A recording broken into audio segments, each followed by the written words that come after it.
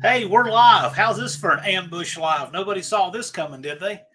I don't think so, We got John. David Leonard, Creedence Chrysler Revival in the house. We'll probably have a few more, but anyway, so I have my regular Friday live, and I'll just say this while people are filing in. Mr. Will picks randomly for his first live of all times in the middle of my live and wanted me to send people in, which I did at the end of my live. But so we waited a little while and figured, okay, top of 10, Andy now has some dyno numbers. So I thought, well, okay, Andy wanted to make good on it because remember, last week we wanted to do it like this time last week we wanted to give some dyno numbers, and the gremlins of breakage decided to conspire against him and blow the module out of the distributor on the very last thing to do before firing up the engine. And so you spent all week fixing that, right? Yeah. And now we have some numbers. So who else we have? Mitten Made Muscle. Yeah, see, Mitten Made Muscle is going to be all about this. Oh, yeah. You steamroller tire Camaro. He's a dyno man. I think he sent me a picture of that thing on a chassis dyno, actually. Oh, really? That's awesome. Yeah. Yep. And just Mopar Joe in the house. I'm going to have my Mopar Joe here by the time this is all over with. Hey, Big Mike in the Hoopty Barn. If you'd have woke up with your head sewed to the carpet tomorrow, would you be more surprised than to see me go live just a few minutes after I was already live with Andy? You're like the puppet master. You're the master of all things. Dennis is here. Dennis, all right. Dennis, by the way, if you would like to jump in with us, you're welcome. Just say the word, and you certainly can. Send the link to him. We love to have you. So, Dean is saying the roofers are on. Let me tell you, I have. Okay, so while we have this, while we're people, because we actually got 17 in here right now, I'll show a quick picture while we're waiting on folks to come in here. I've been having this massive, as you know, Andy, this big renovation project going, right? Yeah. And going down to your place was that was like the last time I'm going out of town until this thing is completely done. So check this out. This is a scene from the roof. Let me see if I can get this to play.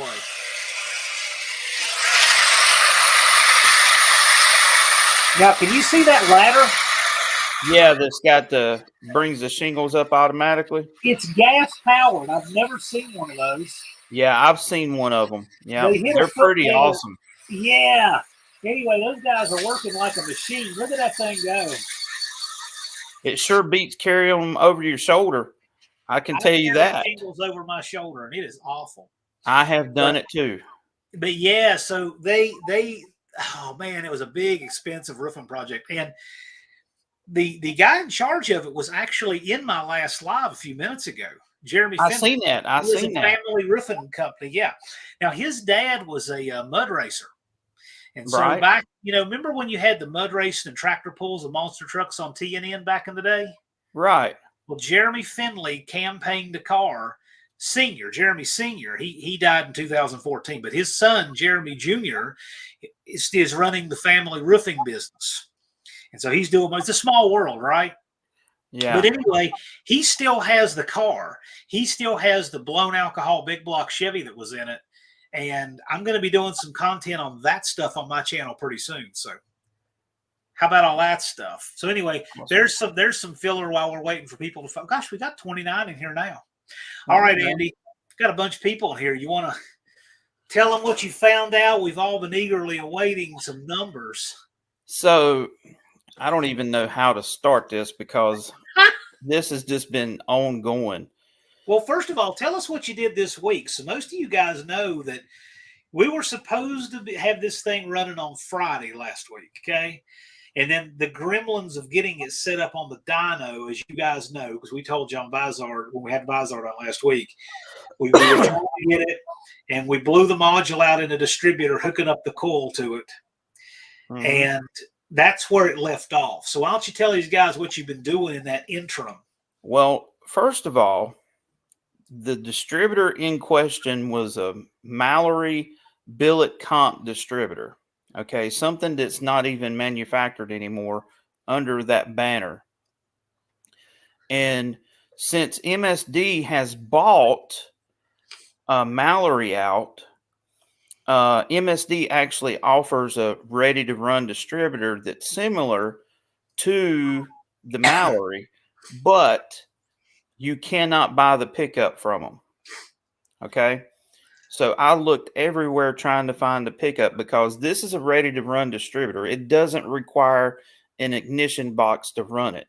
It's 3-wire hookup. You can put power, run the coil wire, and ground it, and it will run without an MSD box. We were trying to run it in conjunction with an MSD box and a different type of coil. And I'm assuming, and I really don't know because I have read that if they sit a long enough period of time, the magnet in the pickup can get weak and it can go bad that way.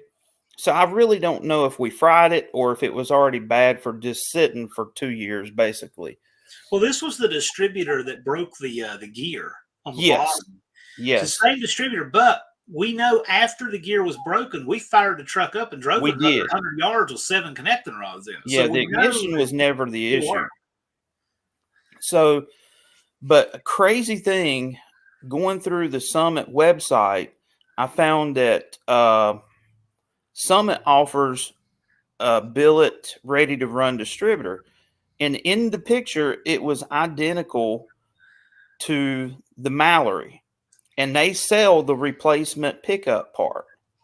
So I actually ordered 2 of the pickups and changed it over. And then I had something else crazy happen. And you're going to find out more about this in a video. But most of you guys know that I'm not anti-technology. Now, I will tell you that if I had a points distributor, John and I and Dennis, we would have had that thing running with a set of points because I was that desperate. Exactly. Old tech works fine, man.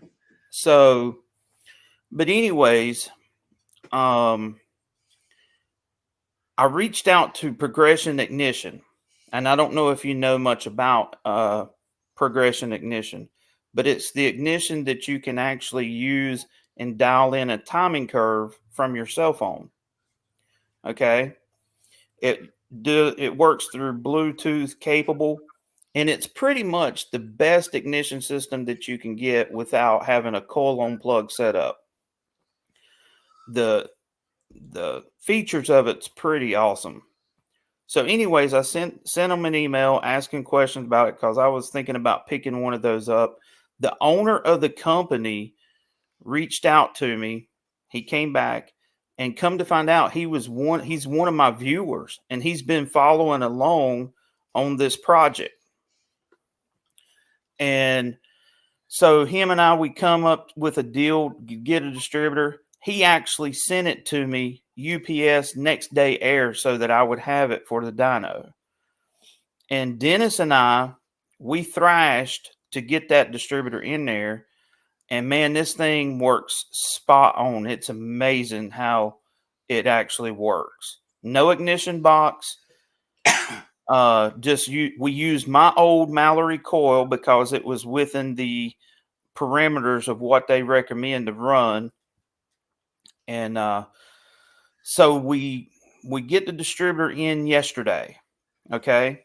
Yesterday was actually my birthday, guys. And I'm at the dyno working on this thing. Halfway to 86. Yeah. Wow.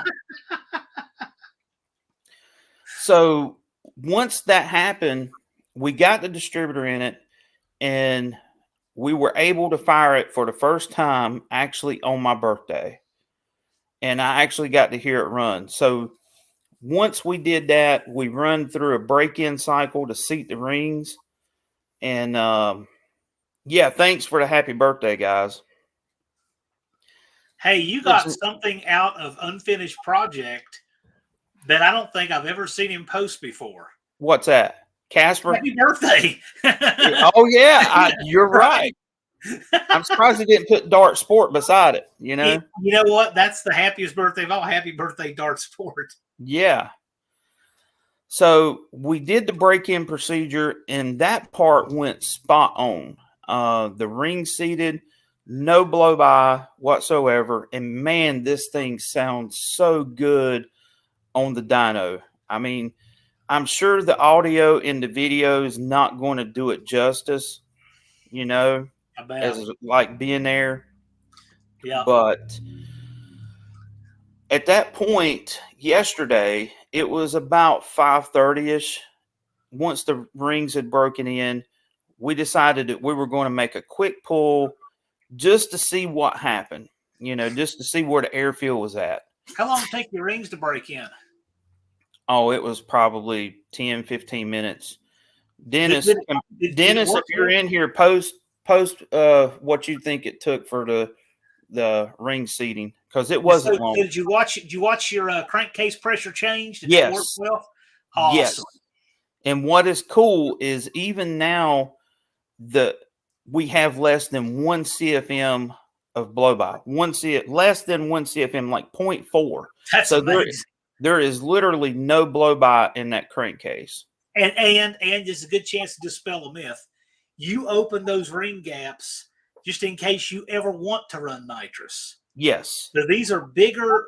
These are bigger ring gaps than necessary, and he still has no blow by. So that should tell people that's not where your blow by comes from. One of the things about my channel is I'm always going to be honest with what things do, right? I'm not going to hide what dyno numbers it makes, because it is what it is. Yeah, you're exactly right, Dennis. I would say probably 15 to 20 minutes and we were spot on. And guys, I have got to give a huge shout out to Dennis. He's the guy that's the questions pulled up. He has helped me tremendously this entire time. Him and Greg have bent over backwards to accommodate me on this dyno, because we're now on going into day 4, and this was supposed to be a 2-day deal. And but we thought that we would make a simple roll-in pull to end the day for yesterday, and it was horrible. It was straight up horrible. I think it made like 350 foot-pounds of torque and maybe 370 horsepower, but we only run it from like 4,000 to 5. Yeah. Now, what most people need to understand about dyno testing is when you get the roll-in torque number, it kind of gives you an idea of where the engine's going to go power-wise. I've done this enough to know that, oh yeah, I've got plenty of good videos for setting up tunnel rams with carbs. So yeah, go back through my playlist and you can check them all out. But normally that initial torque that you get off the hit, yeah, it was supposed to be 4 to 6, but we aborted it at 4,800. And the reason why we aborted so quickly was the air fuel ratio was off of the chart. Rich. I'm talking like down. It wouldn't even read. It was so rich. And so we just left it at that last night. And then this morning we came in, and you know how you have epiphanies when you're asleep or when you wake up or whatever you want to call it. The first thought process that went through my head was check valve lash, because I have had this happen before.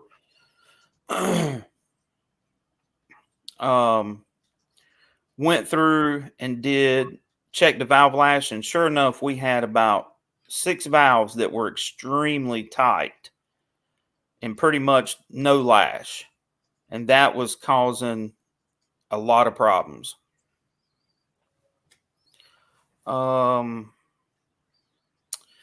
So once we did that part, we adjusted the lash and changed the jetting to try to lean it out. Now you have to remember these carburetors have power valves in them on both primary and secondary side. And Yeah, moments of clarity. But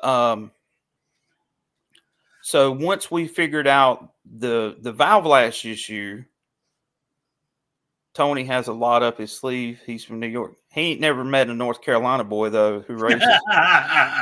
We do things pretty different here in the South. So my daddy always said, never take a knife to a gunfight. Okay. Just remember that. You do realize that NA, your engine, half of your engine makes as much as all of his NA, right? Yeah. So I mean, that's not everything. There's 1,000 pounds of weight difference. There is so much, so many variables. Yeah, there's a lot of variables, but that is just one little factoid that's interesting there. You know, the one thing that I've learned in drag racing is never underestimate your opponent. You know, because when you do that, that's when you get in trouble. So we tried to lean this thing out. The carburetors had 74 jets in it, squared all around. We went all the way down to 64 jets, and we were still extremely rich. We went a 10 jet spread, and we were still out to lunch. So at that point, I went in and blocked off all of the power valve channel restrictions to eliminate that fuel source so that I could get the jets back into a usable range, because I only had down to 64 jets. That's all I had. I mean, I have anything from 64 all the way up to 100. You know what I'm saying? And I had to get it back in a happy place. So we basically spent all day today changing jets, changing timing, and we're about, I would say, halfway through the tuning process. How far off numbers wise on the jets was it from where you thought it would be? Well, put it to you this way. Like I said, it came with 74 jets, and we're at 75s with no power valve channel restrictions in it now. So we blocked those off, and we pretty much ended right back where we started to get the air fuel. And I'm wanting to say the air fuel was about 12.7, 12.7-ish, 12.6 area. But did you wind up pulling jet out of number 1? We haven't or number 5 rather. Sorry. No. What we're going to do tomorrow, because I'm going back tomorrow, we're going to put O2s in all of the cylinders. Yeah. We're going to, since we've got it at a safe range with 2 O2 sensors, you know, in each bank. Why so lean? Well, basically, the more efficient the engine is, Joe, the leaner, the less fuel it takes to make power.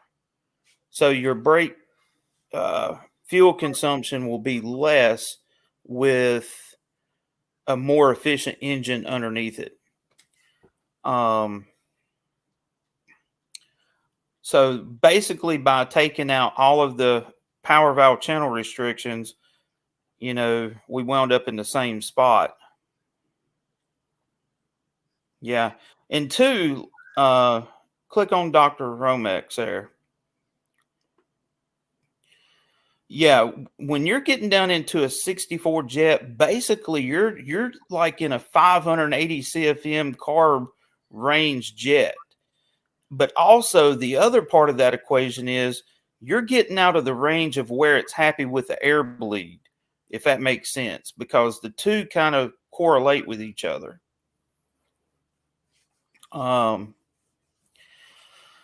But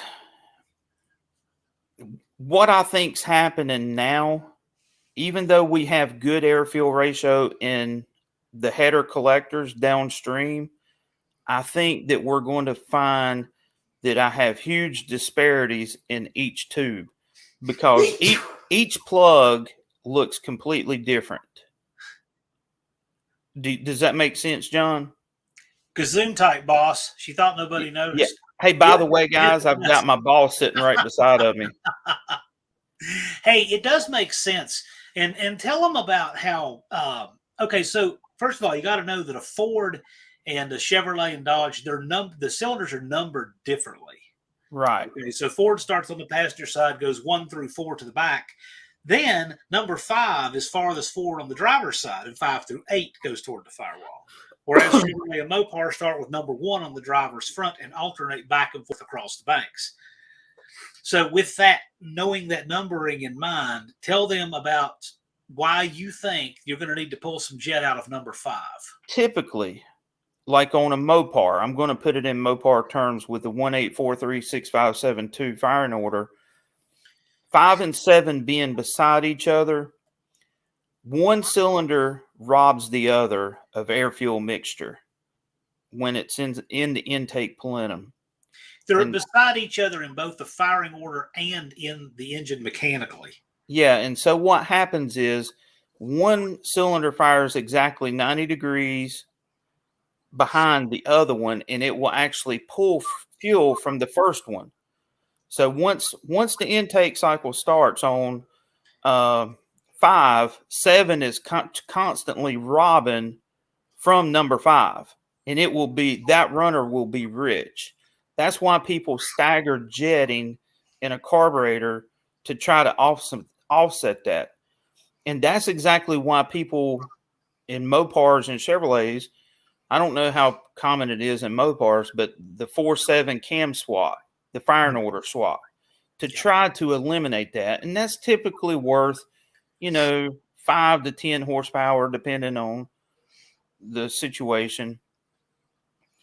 But in a Ford, that's exactly why. That's exactly the reason why the 4-7 swap. But in a Ford, the cylinders in question are 5 and 6. It's the same problem because you can't really get around it. And so I believe what I'm going to find when I put O2 sensors in every hole, that number 5 is going to be getting fuel robbed from it from number 6 because they're side by side.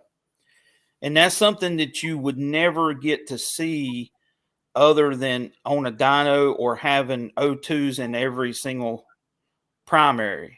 You know what I'm saying? Yeah, that brings up a good point. If you have an O2 sensor, let's say you have a Y pipe and an O2, it's just telling you what the average is across 8. That's exactly right. Or if you have one in each bank, like most cars have. Yeah. This is why you got to tune the air fuel for each cylinder. Well, ultimately, the spark plug is going to tell you what the engine wants. I can't overstate this enough. The spark plug is the ultimate judge as to what's happening in that combustion chamber. You may have a dead on O2 sensor reading, but you may have 1 or 2 cylinders that are not happy, and you may have 1 or 2 cylinders that are overcompensating, making those lean cylinders look okay. This is a good question Joe has. Mm-hmm. So if you look in Andy's tunnel ram, and this has been in your videos while I'll mention it, there are a little bit of modifications done in the plenum. But let's just kind of rephrase this question. What's beneficial to do in the plenum of a tunnel ram? If I had enough time, the idea of the epoxy, the popsicle sticks like were used in the cross ram manifolds back in the day, that is the principle of what you're trying to do. You're trying to steer that fuel in a direction. And ideally on 5 and 6, you would want to put about a 3/4 inch riser between the two to try to create a wall, basically, to keep that cylinder robbing from taking place. Epoxying it in there, however the case is. Yes, unfinished project, 174 days. You are correct, sir. Yep. SRP, dimple it. Well, that's similar to what you've done in there. Yeah, that's pretty close to what I did in the plenum to keep the air fuel mixture atomized, keep it in the plenum instead of just puddling. I think this might be in the good time to mention we actually, so when Andy and I were working on this project, so first of all, a dyno day is 99%. It's 1% like running an engine, and it's 99% running around and getting hardware and getting it docked up on there and getting parts and making stuff fit and all of that. There's a lot of work to getting something on the dyno. Mhm. It's a big process. So while we're running around doing all this stuff and making lunch runs and stuff, we were talking about all kinds of topics related to this, and one of them was the plenum itself. Okay. So Mhm.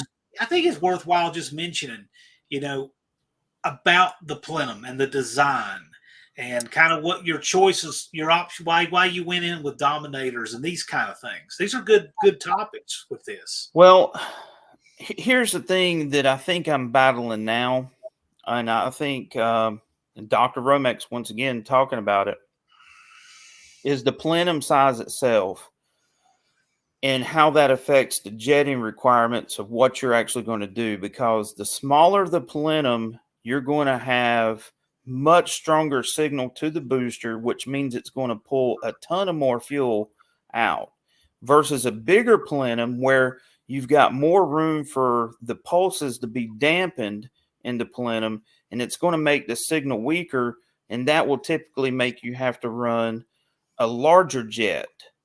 Okay. The thing about dynos, um, yeah, small block tunnel ram on an engine you're exactly right. And I think part of that ultimate goal that I'm going to have to do is experiment with spacers. But the thing about it is when you're on a dyno, the clock is ticking, and the things that you never get to see in real life, that's the things that I'm trying to put in my video so that you will actually get to see it. Because when you're watching a TV show and they wheel that engine in there in 22 minutes, John? Oh yeah, in a 22-minute show, excluding commercials, they go from assembling the engine, they go to putting it on the dyno, and what do you see? You see one pull with peak numbers. They turn around and tell you how good it is, and then start talking about their sponsor stuff. Right. They make it look so easy. Yeah, I mean, and they've done the dyno pulls, but they never show you the struggles and how long it takes to do jet changes on two carburetors and timing changes and lash loops. All of those things, man, it takes a ton of time and things that never get talked about. Thanks, Joe. But basically, we're halfway through the tuning process, and I'm just going to throw the numbers out there because that's where we're at. And even though I'm not happy, it's in the right direction. So it did make peak power at exactly the RPM that I thought it was going to do it, 7,000 RPMs.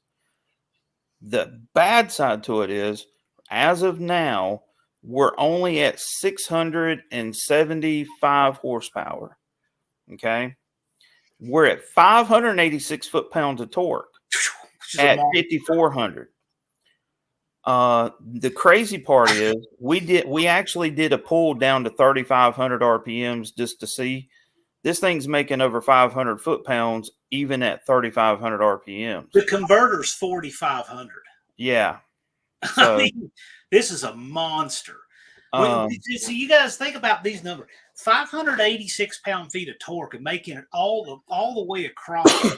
This thing would do a burnout. If it had an overdrive transmission, it would do a tire smoking burnout in overdrive like most cars can do it in first. It's insane the amount of torque that makes. But mind you, we're still halfway through the tuning process. Yeah. We still haven't, because as of now, it's not uncommon to see as much as a 20 jet spread in cylinders once you determine the air fuel ratio in each tube. You know what I'm saying?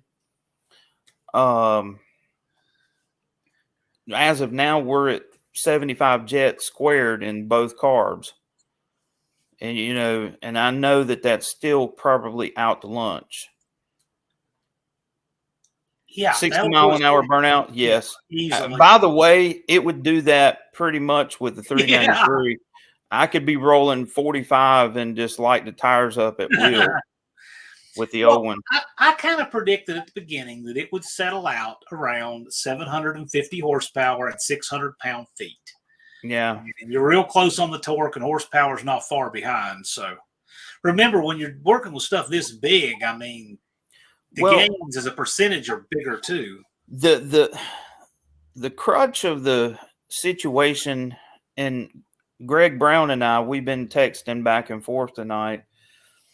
You have to remember that manifold that I'm using is a 50-year-old design, and it was meant for an engine that's almost 100 cubic inches less. And like what Dr. Romax was talking about, the plenum size is based accordingly to that. So I think it's going to take more plenum to get it happy. Now, the problem with that is when you find the ultimate plenum volume on the dyno, that doesn't always translates to what's fastest down the drag strip. Because what you've got to understand is going down the drag strip, you're changing gears and the RPMs fall back. And the engine has to be able to recover on the gear shift. So you can actually get out in left field on the dyno when you're trying to find perfect plenum volume, if that makes sense. Some things just have to be accounted for at the track. That's exactly right. You don't drive a dyno. I see that comment somewhere. Correct. Basically, guys, I have never, and I've been around dynos forever, going on 20 years, and I've never had one fight me like this, tooth and nail. I mean, so it's just been one little, problem after the next that we've had to fix. And like I said before, if it wasn't for Dennis and Greg being super gracious is the word that I'm going to. Yeah. But see, now I will say this, they're in it. They're in the race like me, because we've seen it progress from nothing. They want to see good numbers out of it too. And we're going to do whatever it takes to do that. Unfortunately, the engine's built. There's only so many things that we can do to squeak out those numbers, but usually those last few ponies are the hardest to come by. But remember though, these are out of the box heads. Yes, they're out of the box, and we're running 93 Costco pump gas in it today. This is pump gas. There's a lot more that he can always pull out of his sleeve. Just seeing what you can do with pretty much a recipe type build. Yeah, it's out of the box parts, even though they're kind of top shelf out of the box parts. It's still something that can be replicated. For now. But these are amazing numbers. And anyway, so here's the deal. I had Tall Garage ask. Okay. Because Ken from Tall Garage, 2 lives, what is this madness? So if you're just tuning in now, here's the deal. As you know, a week ago, we were live with Andy and Bazard and Tony peeking over the fence to see what Andy was making in the dyno. And we had some hangups. It didn't get to make any dyno pulls last week. Yeah, so made 0 horsepower, 0 pound-feet at 0 RPM. That was, So Andy's been texting me saying, hey, I've got parts in. I might make some pulls. I said, well, hey, if you make any noise on the dyno, we can report. So that's exactly what we're doing. Happened today, so we're just reporting. So he didn't tell me till like literally, it might have even been during my live, I think it was right immediately before it. Hey, let's do it. Let's report back because we wanted to tell all you guys as soon as we knew. So you guys are hearing it first. That's what's up with the 2 lives, Tall Garage. This one is totally unplanned. So I told Andy, I don't know how many people will even be in here, but there's 68 of you. So thanks for joining. I absolutely appreciate you guys coming for this off the cuff live. There was a question. I don't know about all that, but yeah. Maybe. Maybe. There was a question about cranking compression. We did a compression test on it, and it's at 175. I would much rather see that number around 200 because that's kind of like my goal, on a pump gas build, because 200 seems to be kind of a threshold of something that will tolerate 93 octane pump fuel here. Being at 175, it tells me that the cam is bleeding off a little bit more pressure than what I would like, or it needs a little bit more static compression in the motor to make up for it. You know what I'm saying? So I could have actually been at 11.5 or 11.6 to 1 and still been safe on pump fuel.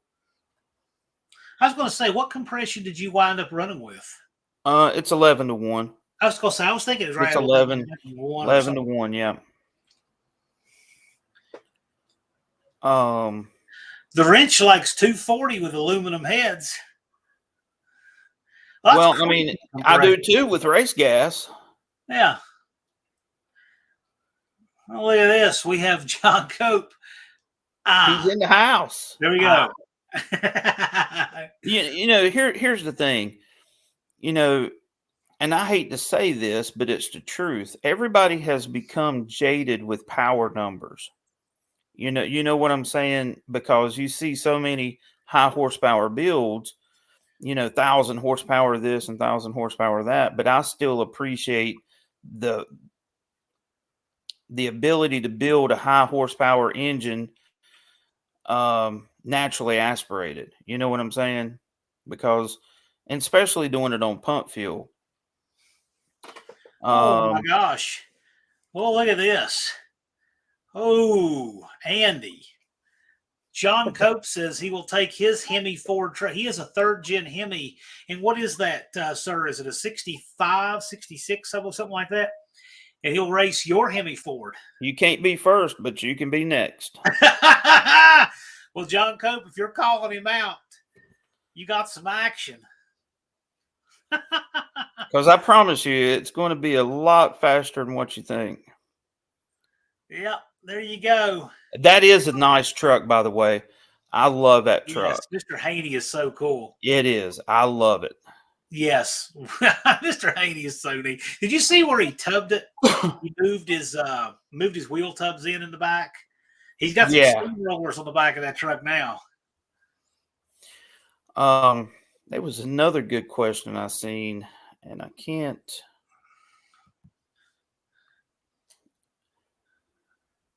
Right now, basically what you guys have to understand is I built this engine as a street motor that I'm going to race.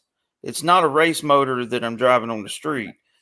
Because the question Dennis and I were talking about, we were actually contemplating maybe tomorrow pulling the timing cover and actually advancing and retarding the cam. So here's real quickly. Tall Garage says he gets it, but spending that kind of money to make horsepower the hard way isn't in the budget. Hey, man, this is why you have hundreds and hundreds and hundreds of channels on YouTube. Mm-hmm. And this is why Unity Motorsports Garage and Just Mopar Joe and Uncle Tony's Garage and Bad Tree Productions and everybody does stuff differently. Well, here's the thing. What most people don't realize who just come to watch my channel or just hear about this engine right off the cuff, they don't realize that I have literally taken 2 years to get this engine built. Yes. Financially, but the reason why is because it's what I wanted. I wanted the awesome look of a Boss 429 in a small block package. You know what I'm saying? So, and I've done a lot of horse trading. This is Andy the morning of, after 2 years, in Putting his it in the back of the driveway, truck. loading up the engine. This is no sleep and waiting 2 years for this moment. This is the Exactly. stuff you see. This is what's behind the scenes that you guys don't see. Yeah. Now, Dennis brings up a good point. The correction factor that we had today was very low. And if we had changed the correction factors, it would have been well over 700 horsepower. But these are true numbers. I'm not trying to, um, make it seem like something that it's not. This is real. My goal, and Dean says it right here, 1.36 pound-feet per cube on the first test. My goal has always been 1.4, Yeah. Yeah. And so if we could get it there, man, I would love that. Yeah. I But think we get it. So here's it's just a 4-into-1. 4-into-1. Yeah. And they're Yeah, 2 1/8 primaries, right? yeah, 2-inch, I think. Dennis and I measured them. They're 2-inch. You came in late. What did it make? Well, there's a story behind that. It made a pile of power is what it made. Well, it's a stump puller, but it has more to go. It's making me work for every one of those horsepower. I promise you guys that. Unfinished project says 3 horsepower. There you go. Yes, 3 horsepower. It probably made that while we were cranking it without ignition. Yeah. But, Dennis hitting the nail on the head. Depending on what the correction factor is, that can change the numbers drastically. And, we want this to be as realistic as what it can be. I don't want it to be inflated. I don't want it to be overstated. None of that. I want it to be real. Well, that's a good point, Jeff. Yeah, that'd make a cool book. SRP right. Says, but you're racing Tony with a low buck 318. He's the one who called me out. I didn't call him out. So let's just get that straight. He called me out. All right. Zooming headers. This is not a show and tell channel, but since people asked, this is a good chance for you to tell them about this. Andy will know all about this. Yes. That look familiar? John has Casper history in his hand. That's it. He is now the owners of the 660s that were on the 393. 660 center squirters. Yes, sir. That's going to be going on a nice 340. Made May the 24th, 1979. Matched pair, made the same day. These things look great, by the way. Skillfully rebuilt by Andy Wood on the kitchen table. On the kitchen island that my wife let me do it on. She's cool like that. She is. That's when you got a good one. When you can rebuild a carb over there and bake epoxy in the intake manifold on the stove, that's when you got a winner. Now, I'm not a show and tell guy. I don't normally do this on this channel, but we have you sitting right there. Yes. So you want to tell anybody about this 660 carburetor and all this good stuff. This is your chance to tell them about these things. Those carbs have an immense amount of work done to them. They have annular boosters in them by Jim at Allstate Carburetor. I have put screw-in air bleeds. Every circuit in that carburetor is adjustable. So, yes, they are pretty trick. Those are the carburetors that were getting 16 miles to the gallon. Yes. On the 393. Yep, a pair of them. Aren't they just beautiful? So I don't normally do show and tell here, but since I had you on, I thought this was the perfect time to do it. So you guys want an update on the Dart Sport? Yes. It's languishing, but I am putting together a serious program for that car. And you're going to see more of that engine program and more of Andy and more of that car soon. Real good stuff in the works. Yeah. Just Mopar Joe says, I learned something every Andy video. You should hang out with him.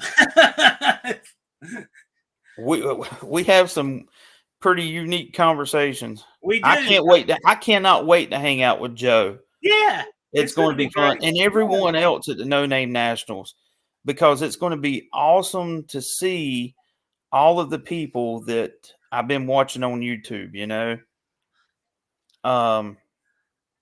But yeah, so tomorrow, going back to the dyno and going to dig in more, and we're going to find, because John, you know me, I'm not going to be happy until we see 7 something. You're going to see 7s. That's, you know, and I don't know if we can get there. I'm not promising at this point, you know, but it's going to happen.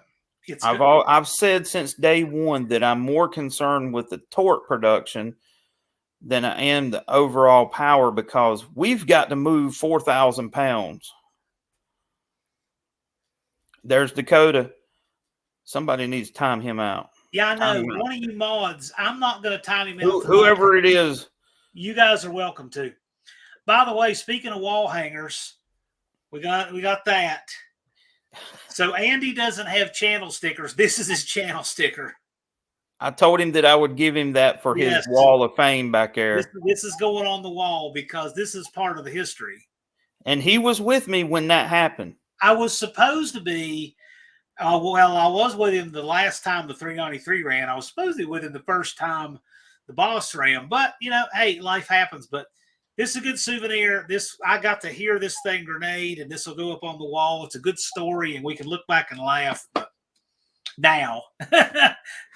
You know, that's something that I want to say on here is about you coming down here and getting to hang out. Man, I'm so grateful that you did that. I just hate that we couldn't. I felt more bad, if that's not the right way to say that. I felt worse about you not getting to hear that engine run than anything, really. Because you drove all the way down here from Virginia just to see this. I have yet to do that. I'm telling you, I never do this show and tell stuff, but I'm going to do it. Ooh. Just so you know, those were NOS Mr. Gasket velocity stacks from 1976. Just so you know. Yes, those velocity stacks are older than we are. Yes. Legit. But the thing is, we're going to put together a serious program with the Dark Sport, and it's going to be great. And it's going to continue on the history of those carburetors, and there will be more videos made and more history. And Andy just outgrew them, but I think my little 340 will love them. Yep. Well, you know, it's funny because Greg Brown, the guy who actually made those cylinder heads, you know, we were sitting there toying back and forth about what carburetor is going to do what. He's actually wanting me to find 24150s to try on it. So, John, come back down here tomorrow. We'll put them on balls and see what it does. Now, Simpson's Speed Shop. You know what? For a guy with a car that looks as nice as his, if he says I have some pretty hardware, that means something. Telling you what, he has one of the best looking darts I think I've ever seen. And it really runs. That's the other thing. Yes. And he drives it, man. Yeah. And he beats it at the track. And that's the beauty of it. If you guys are not subscribed to his channel, you are missing out. Just saying that. Simpson's Speed Shop, Joe Simpson's channel. And you know what? I mean, in Canada, spring starts in what, July? Something I guess. like that, right? And it's over in August. Yeah. But no, I'm assuming that their tracks are going to open up relatively soon if they're not open now. But you guys got to see it. He runs this little 500-foot track, and it's part of a round track, and it's cool. It is. So go watch his channel. It's the real deal. I really, really enjoy his channel. He's a cool cat. All right. The wrench's dad worked for Mr. Gasket. That is cool. Isn't that neat?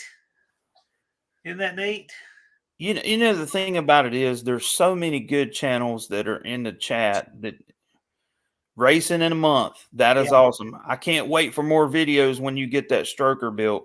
Cannot wait. Have we not found a whole lot of good channels that we had no idea about previously?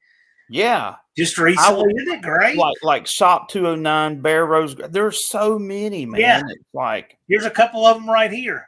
Now, in fairness, we know about our friend Lunar, we know about our friend Joe, yeah, but like we know about our friend Big Joe, Mike's Hootie Barn and Bear Rose and those right? guys, But these guys only Ranch got on our Edge radar Green. recently.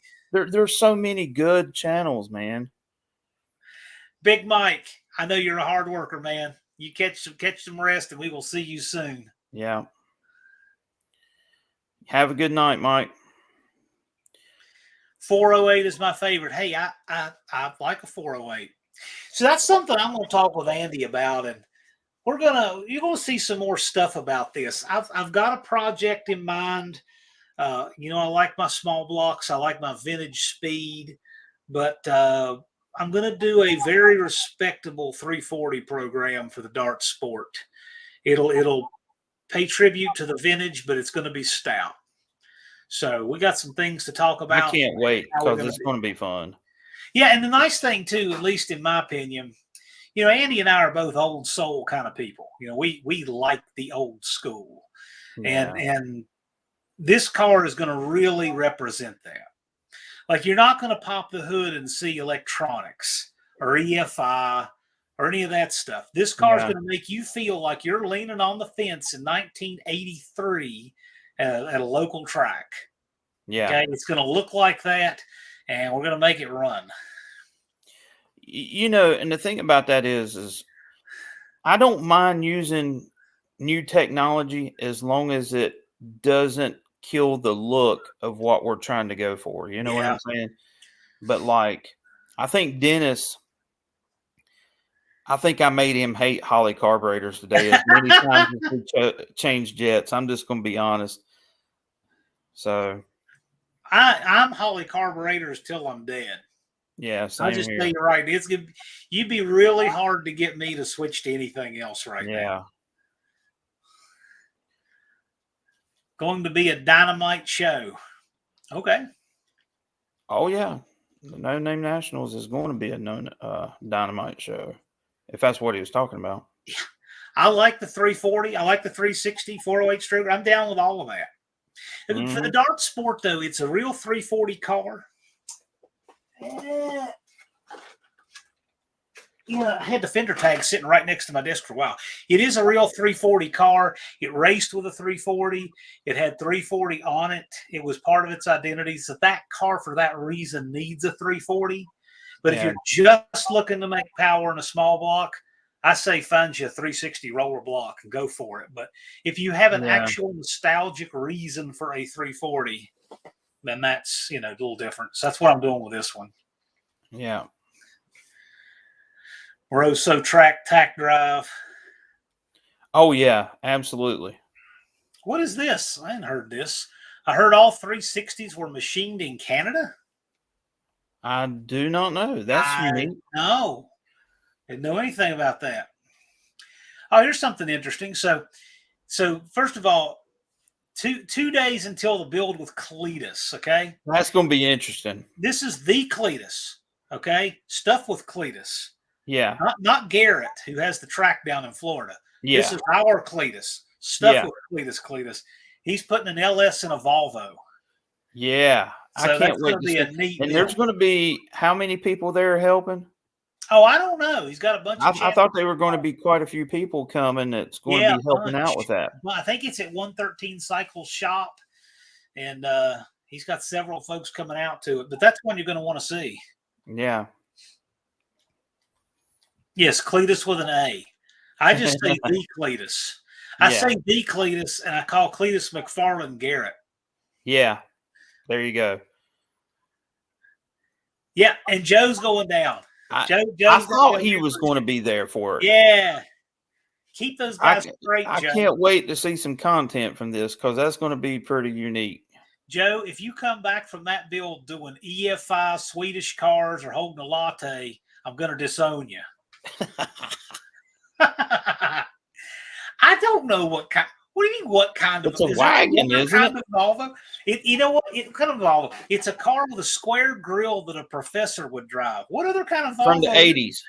Yeah, I don't even know. I mean, I know there's those ancient ones that look kind of like half of a pickle, but this is Half of one a of those pickle. square ones. Yeah, I don't know what I've never heard a car described as half a pickle. you know the ones I'm talking about, I right? do, The 60s yeah. ones? Yeah. What it Joe, looks you're like. right.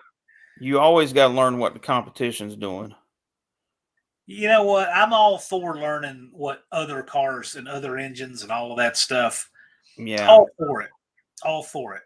Yeah, that's why I tell people, say, you want to learn more about building your Ford? Get Vizard's book on Chevrolets Hmm. because the philosophy is so portable across the brands.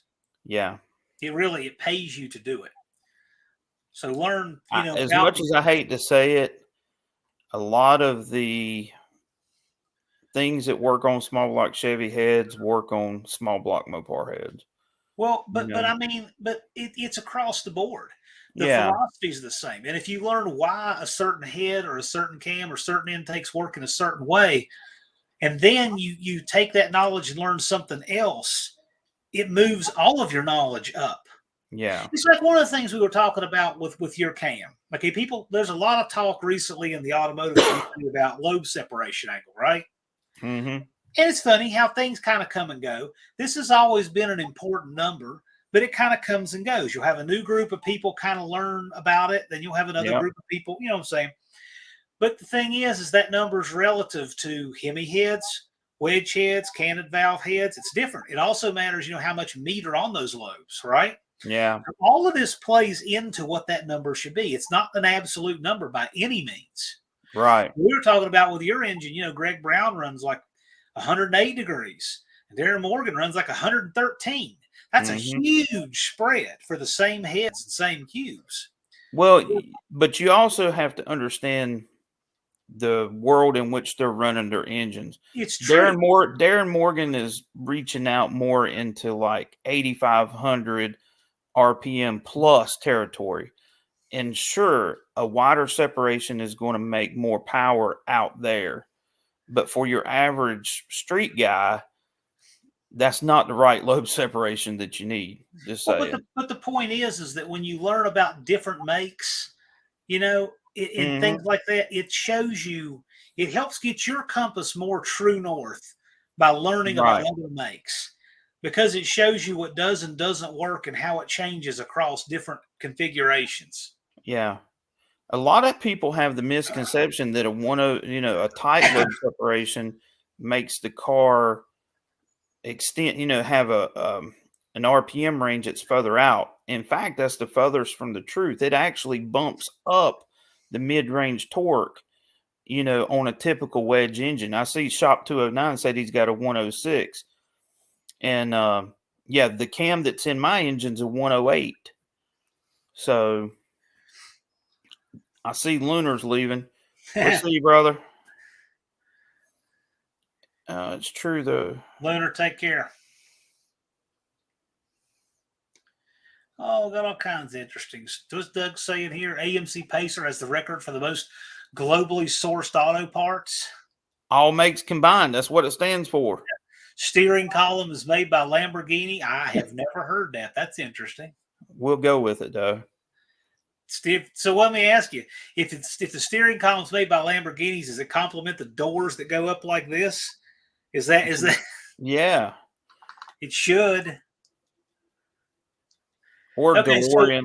so is Lout Burns okay? So you're talking about the car that looks like half a pickle or something, right? Those old Volvos. Yeah. They do. They look. I don't know how to describe them, but yeah, they're funky. Yeah, 108, 106. But I'm saying it's all relative to what you're doing, and makes make that different, and head designs make that different. That's why it's good to learn about a lot of different things. Dr. Romex makes a point there talking about modern EFI. The point is the engine dictates the lobe separation. We shouldn't. Okay. If they're widening the lobe separation, I would run a tighter lobe separation and shorten the duration. you're going to have a happier combination, even on an EFI combination. We've done that test. So, I don't know where this whole wide load separation on EFI cars become commonplace. And I know it's about idle and idle vacuum, but if that is the question, then the duration of the cam needs to be shortened to reduce that overlap triangle. I'll tell you what, I really like Vizard's cam software. Oh yeah, it's played top around with notch. that lot. That's pretty amazing.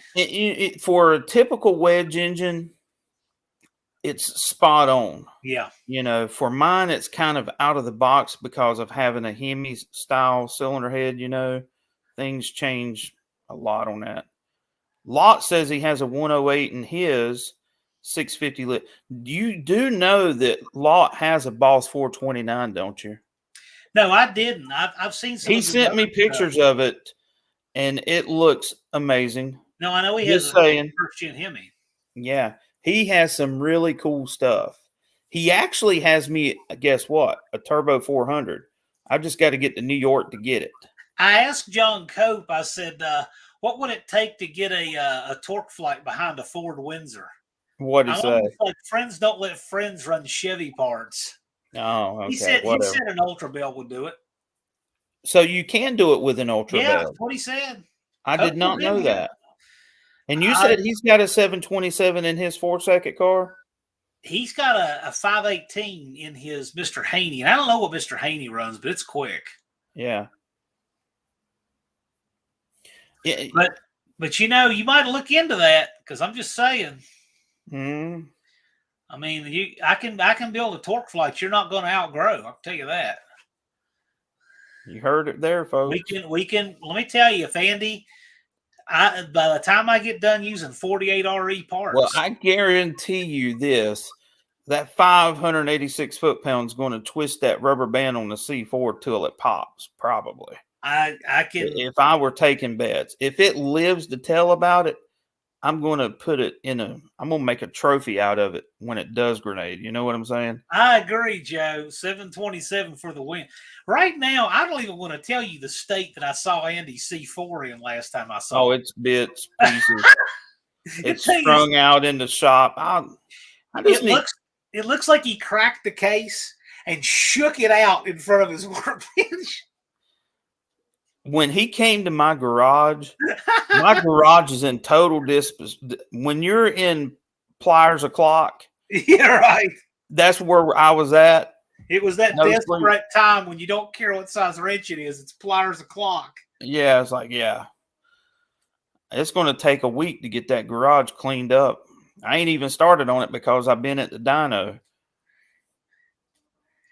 Yep. I was going to find a picture from that morning that just kind of said it all. What, me at Lowe's? Well, no, that was the first one, making a parts run when you're so tired you can't function. But so let me find that, because that was actually pretty good. So we made a Lowe's run, and Andy is digging around looking for bolts. That's what no sleep looks like. And insanity right there. That guy right there. That's insanity. Been up 24 hours right there. And then go over to the garage, and this isn't too bad. I mean, yeah, there were tools. He looked like he even my Ford drag team banner's hanging. I know. I've knocked it off the wall. Everything. He had been doing battle with that engine all night. All night. And I thought he would get some sleep, and no. So here's one I took. You can see that much of the intake valve through the hole for the car. That's some serious. Yeah, you can see the whole backside of the valve from the plenum of the manifold. But Andy does all of this in this little shop here. I mean, it's a little cinder block shop, not even big ain't much. Yeah, but a lot of good stuff comes out of there. And if I'm not there, I'm at David's, which is a much cleaner place to work. And if you're curious, this is the proper way to do a tri-glide buckle. I rigged up the sling for his engine crane. And then we hooked that thing up so that way, that's a fancy engine sling. That way it doesn't rub on anything. Yeah. So we hooked that up. And that crank, I don't know if you can see it here. I got to see it there. If you notice there's a plug in the crank, you can just barely see it. That thing's been rifle drilled, 7/8 of an inch all the way through. All the way through the mains. The crank weighs 43 pounds? Yeah, it's lightweight. I can't remember. That's lighter than a 273 Chrysler crank. It's light. And it's got the small journal rods. What's the journal size on them? Small block Chevy. They're not the Honda. 2.1. 2 inch. Oh, yeah. 2.1. Okay, yeah. Yeah, 2.1. And then the mains are 2.75. Cleveland mains. This here we go. This is I don't know if Dennis is still on here or not, but this is going into the OR. He says going into the OR. See, there's one you didn't get to see in the video, right? That's right. Right. Hey, SRP, thanks, man. I really appreciate that. Absolutely. I appreciate your support. Really, I do. But anyway, we just want to do a spontaneous live. I won't keep Andy up all night. He probably got up at 4:30 this morning? No, I actually got up at a decent time. What time did I get up? About 7, something like that. Hey, you know what? I've got funny, scraps of video from all kinds of stuff. So, but I don't know. I may put a little compilation of funny stuff together one day. As long as everybody wants to see it, is cool with it. Yeah. So hopefully, to wrap this whole dyno thing up, I'm going back over there tomorrow. We're going to try to get more out of it, and maybe the video will be up Sunday. I'm not going to promise it because there's a ton of editing. Because I was using Dennis's camera and my camera today, so there's a lot of footage to cipher through. We were doing multiple angles of things, so it's going to be good. I sent you everything I had, I thought, from the other one. Yeah, you did. But you got this one. Okay. Yeah, I appreciate that. Paging Mr. Wood, you're needed in the OR. Yeah. I feel like I've been doing a heart transplant surgery for like 24 hours straight. Well, this was just an impromptu live. I mean, yeah, no, I use the same editor that Blake does. Blake's doesn't come with spell check apparently, but we have the same editor.